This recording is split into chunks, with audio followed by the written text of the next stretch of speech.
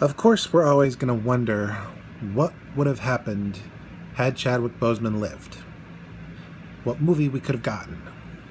But, honestly, Wakanda Forever was pretty good. And following the story of his younger sister, Suri, the tech genius behind his gear, was actually pretty decent.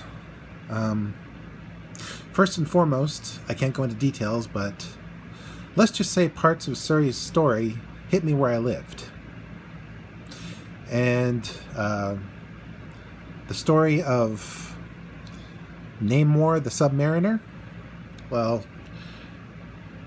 let's just say he was similar to Killmonger, but he was more of a man of the people and less mercenary than Killmonger was. But his story was also very compelling. And you saw a legit perspective from the so-called villain. Furthermore, the conflicts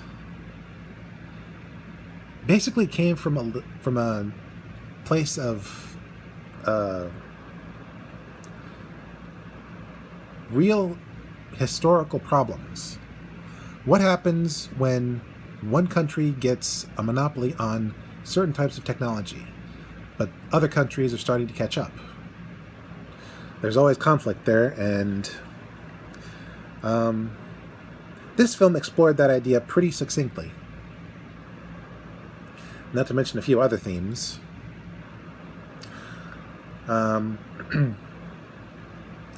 The effects were considerably better than the first Black Panther movie, especially some underwater scenes that almost looked practical, and some that were in fact practical.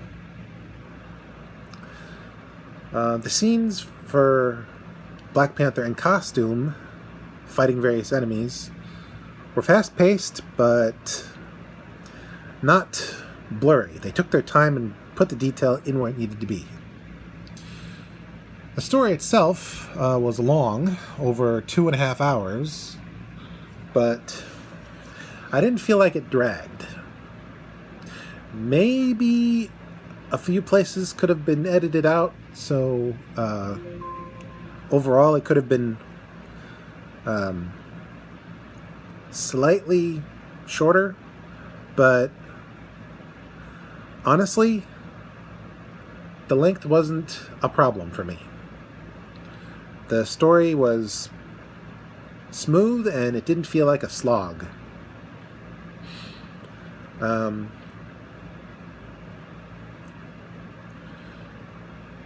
The acting is much better. I believed that the cast were going through a trauma, compounding more trauma with this new potential threat. And spoiler alert,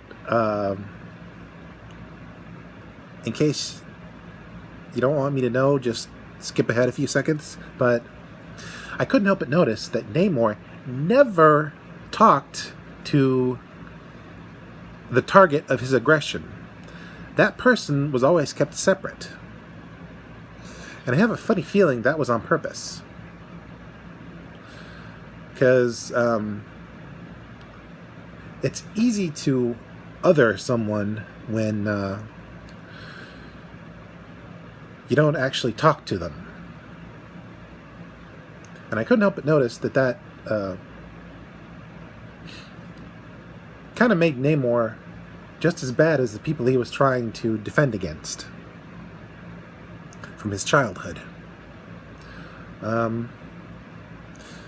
So yeah, overall, the story of what happened after Black Panther passed away was pretty good.